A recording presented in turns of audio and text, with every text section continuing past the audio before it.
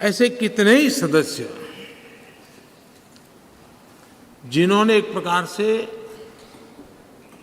व्यक्ति स्वयं में एक संस्था के रहे, एक इंडिपेंडेंट थिंक टैंक के रूप में अपना सामर्थ्य देश को उसका लाभ देने वाले लोग भी हमें रहे हैं। संसदीय इतिहास के शुरुआती दिनों में डॉक्टर सर्वपल्ली राधाकृष्णन जी ने राज्यसभा के महत्व पर कहा था कि parliament is not only A legislative but A deliberative body. Rajya Sabha से देश के जनता की अनेक ऊंची अपेक्षाएं हैं, सर्वोत्तम अपेक्षाएं हैं, और इसलिए मान्य सदस्यों के बीच गंभीर विषयों की चर्चा और उसे सुनना, ये भी एक बहुत बड़ा सुखद अवसर होता है। नया संसद भवन एक सिर्फ नई बिल्डिंग नहीं है, लेकिन ये एक नई शुरुआत का प्रतीक भी है। हम व्यक्तिगत जीवन में भी देखते हैं, जब किसी भी नई चीज के साथ हमारा जुड़ाव आता है तो मन पहला करता है कि अब एक नए वातावरण का मैं ऑप्टिमम यूटिलाइजेशन करूंगा, उसका सर्वाधिक सकारात्मक वातावरण में मैं काम करूंगा। एक सहज स्वभाव होता है। और अमृत काल की शुरुआत में ही इस भवन का निर्माण होना और इस भवन में हम सबका प्रवेश होना, ये अपने आप में हमारे देश के 140 करोड़ नागरिकों की जो आशा आकांक्षा है, उसमें एक नई ऊर्जा भरने वाला बनेगा, नई आशा और नया विश्वास पैदा करने वाला बनेगा। आदरणीय सभापति जी, हमें तय समय सीमा में लक्ष्यों को हासिल करना है, क्योंकि देश, जैसा मैंने पहले भी कहा था, ज्यादा प्रतीक्षा नहीं कर सकता है। एक कालखंड था जब सामान्य मन को लगता था कि ठीक है, हमारे माँ बाप भी ऐसे गुजारा किया, हम भी कर लेंगे, हमारे नसीब में ये था, हम जी लेंगे। आज समाज जीवन की और खास करके नई पीढ़ी की सोच वो नहीं है, और इसलिए हमें भी नई सोच के साथ, नई शैली के साथ सामान्य मानवीय की आशा आकांक्षाओं की पूर्ति के लिए हमारे कार्य का व्याप भी बढ़ाना पड़ेगा। हमारी सीमा, सोचने की जो सीमाएं हैं, उससे भी हमें आगे बढ़ना पड़ेगा, और हमारी क्षमता जितनी बढ़ेगी उतना ही देश की क्षमता बढ़ाने में हमारा योगदान भी बढ़ेगा। आदरणीय सभापति जी, मैं मानता हूं कि इस नए भवन में, ये उच्च सदन में, हम अपने आचरण से, अपने व्यवहार से संसदीय शुचिता के एक प्रतीक के रूप में देश की विधानसभाओं को, देश की स्थानीय स्वराज की संस्थाओं को, वहां की सारी व्यवस्थाओं को प्रेरणा दे सकते हैं। और मैं समझता हूं कि ये स्थान ऐसा है कि जिसमें ये सामर्थ्य सबसे अधिक है, और इसका लाभ देश को मिलना चाहिए, देश के जनप्रतिनिधियों को मिलना चाहिए, चाहे वो ग्राम प्रधान के रूप में चुना गया हो, चाहे वो संसद में आया हो। और ये परंपरा यहाँ से हम कैसे आगे बढ़ाएं। आदरणीय सभापति जी, पिछले 9 वर्ष से आप सबके साथ से, सहयोग से देश की सेवा करने का हमें मौका मिला। कई बड़े निर्णय करने के अवसर आए, और बड़े महत्वपूर्ण निर्णयों पर फैसले भी हुए, और कई तो फैसले ऐसे थे जो दशकों से लटके हुए थे। उन फैसलों को भी और ऐसी निर्णय, ऐसी बातें थी जिसको बहुत कठिन माना जाता था, मुश्किल माना जाता था, और राजनीतिक दृष्टि से तो उसको स्पर्श करना भी बहुत ही गलत माना जाता था। लेकिन सबके बावजूद भी हमने उस दिशा में कुछ हिम्मत दिखाई। राज्यसभा में हमारे पास उतनी संख्या नहीं थी, लेकिन हमें एक विश्वास था कि राज्यसभा दलगत सोच से ऊपर उठ करके देश हित में जरूर अपने फैसले लेगी।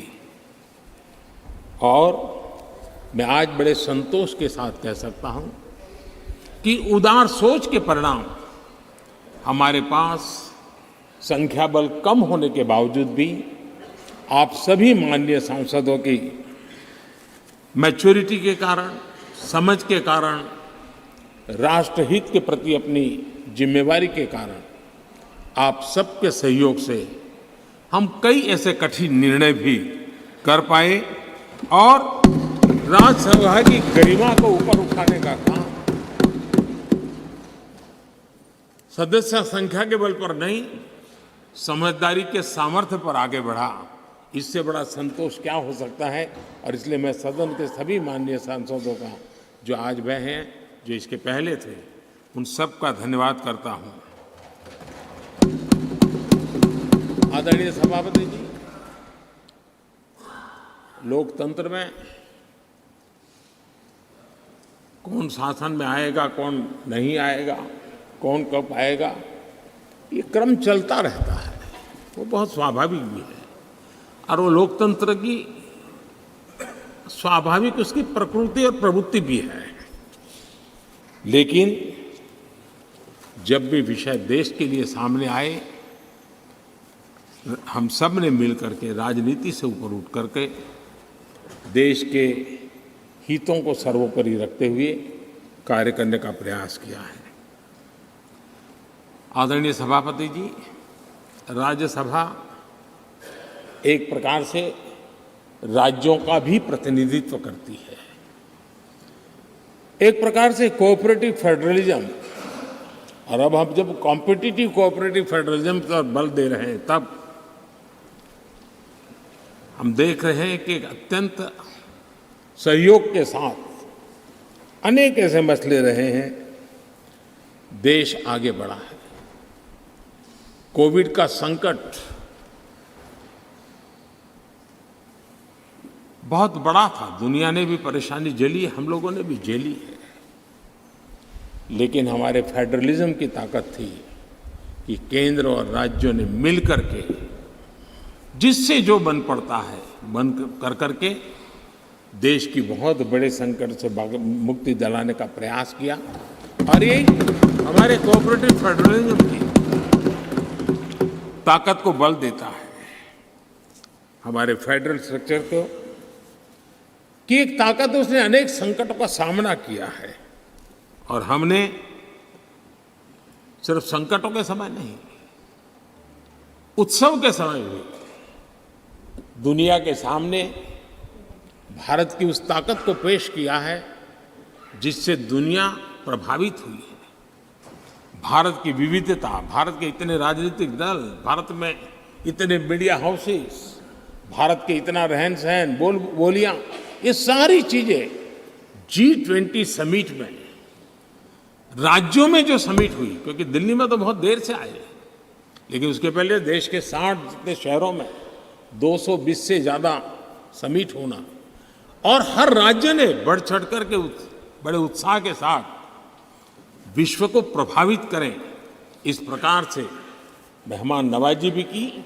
और जो डेलिब्रेशंस हुए, उसने तो दुनिया को दिशा देने का सामर्थ्य दिखाया है। और ये हमारे फेडरलिज्म की ताकत है। और उसी फेडरलिज्म के कारण और उसी कोऑपरेटिव फेडरलिज्म के कारण आज हम यहाँ प्रगति कर रहे हैं। आदरणीय सभापति जी, इस नए सदन में भी, नई हमारी इस पार्लियामेंट बिल्डिंग में भी उस फेडरलिज्म का एक अंश जरूर नजर आता है, क्योंकि जब बनता था तब राज्यों से प्रार्थना की गई थी कि कई बातें ऐसी हैं जिसमें हमें राज्यों की कोई न कोई याद यहाँ चाहिए, लगना चाहिए कि ये भारत के सभी राज्यों का प्रतिनिधित्व यहाँ है।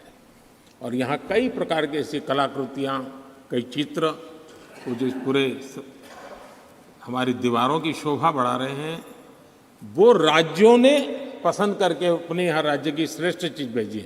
यानी एक प्रकार से यहाँ के वातावरण में भी राज्य भी है, राज्यों की विविधता भी है और फेडरलिज्म की सुगंध भी है।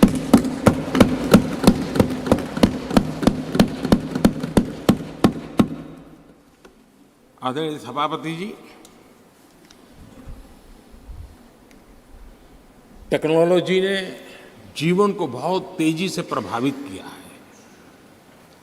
पहले जो टेक्नोलॉजी में बदलाव आते में 50-50 साल लग जाते थे, वो आजकल कुछ हफ्तों में आ जाते हैं। आधुनिकता अनिवार्यता बन गई है और आधुनिकता को मैच करने के लिए हमने अपने आप को भी निरंतर डायनेमिक रूप से आगे बढ़ाना ही पड़ेगा, तब जाकर के उस आधुनिकता के साथ हम कदम से कदम मिलाकर के आगे बढ़ सकते हैं। आदरणीय सभापति जी, पुराने भवन में हमने, जिसको अभी आपने संविधान सदन के रूप में कहा, हमने वहाँ कभी आज़ादी का अमृत महोत्सव बड़े आन बान शान के साथ मनाया। 75 साल का हमारी यात्रा की तरफ हमने देखा भी और नई दिशा, नया संकल्प करने का प्रयास भी शुरू किया है। लेकिन मुझे पूरा विश्वास है कि नए संसद भवन में आज़ादी की जब हम शताब्दी मनाएंगे, वो स्वर्ण शताब्दी विकसित भारत की होगी, डेवलप्ड इंडिया की होगी, ये मुझे पूरा विश्वास है। पुराने भवन में हम 5वीं अर्थव्यवस्था तक पहुंचे थे। मुझे विश्वास है कि नई संसद भवन में हम दुनिया की टॉप 3 इकोनॉमी में स्थान प्राप्त करेंगे। पुराने संसद भवन में गरीब कल्याण के अनेक इनिशिएटिव हुए, अनेक काम हुए। नए संसद भवन में हम अब 100% सैचुरेशन, जिसका हक है उसको पूरा मिले। आदरणीय सभापति जी, इस नए सदन की दीवारों के साथ साथ हमें भी अब टेक्नोलॉजी के साथ अपने आप को एडजस्ट करना पड़ेगा, क्योंकि अब सारी चीज़ें हमारे सामने आईपैड पर हैं। मैं तो प्रार्थना करूंगा कि बहुत से माननीय सदस्यों को अगर कल कुछ समय निकाल करके उनकी अगर परिचित करा दिया जाए टेक्नोलॉजी से, तो उनकी सुविधा रहेगी। वहाँ बैठेंगे, अपनी स्क्रीन भी देखेंगे, ये स्क्रीन भी देखेंगे, और टेक्नोलॉजी वाले अगर, तो हो सकता है कि उनको कठिनाई ना आए। क्योंकि आज मैं अभी लोकसभा में था तो कई साथियों को इन चीज़ों को ऑपरेट करने में दिक्कत हो रही थी। तो ये हम सबका दायित्व है कि हम उसमें सबकी मदद करें।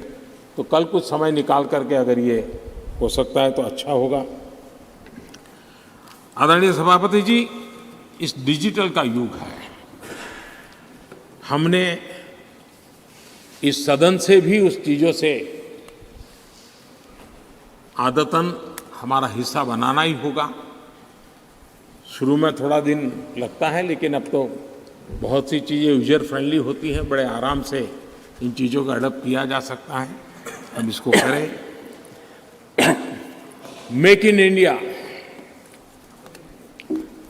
एक प्रकार से ग्लोबली गेम चेंजर के रूप में हमने इसका भरपूर फायदा उठाना है। और मैंने कहा, वैसे नई सोच, नया उत्साह, नया उमंग, नई ऊर्जा के साथ हम आगे बढ़कर के कर सकते हैं। आदरणीय सभापति जी, आज नया संसद भवन देश के लिए एक महत्वपूर्ण ऐतिहासिक फैसले का साक्षी बन रहा है। अभी पार्लियामेंट लोकसभा में एक बिल प्रस्तुत किया गया है, वहाँ पर चर्चा होने के बाद यहाँ भी आएगा। नारी शक्ति के सशक्तिकरण की दिशा में जो पिछले अनेक वर्षों से महत्वपूर्ण कदम उठाए गए हैं, उसमें एक अत्यंत महत्वपूर्ण कदम आज हम सब मिलकर के उठाने जा रहे हैं। सरकार का प्रयास रहा ईज ऑफ लिविंग का, क्वालिटी ऑफ लाइफ का। और जब ease of living, quality of life की बात करते हैं तो उसकी पहली हकदार हमारी बहनें होती हैं, हमारी नारी होती है, क्योंकि उसी को सब चीज़ें झेलनी पड़ती हैं। और इसलिए हमारी प्रयास रहा है और राष्ट्र निर्माण की उनकी भूमिका बढ़े, ये भी हमारी उतनी ही जिम्मेवारी है। अनेक नए नए सेक्टर्स हैं जिसमें महिलाओं की शक्ति, महिलाओं की भागीदारी निरंतर सुनिश्चित की जा रही है। माइनिंग में बहनें काम कर सके, निर्णय हमारे ही सांसदों की मदद से हुआ। हमने सैनिक स्कूलों को बेटियों के लिए दरवाजे खोल दिए, क्योंकि बेटियों में जो सामर्थ्य है उस सामर्थ्य को अब अवसर मिलना चाहिए। उनके लिए मन में इफ्स एंड बट्स का युग खत्म हो चुका है। हम जितना सामर्थ्य, हम जितनी सुविधा देंगी उतनी सामर्थ्य हमारी मातृशक्ति, हमारी बेटियां, हमारी बहनें दिखाएंगी।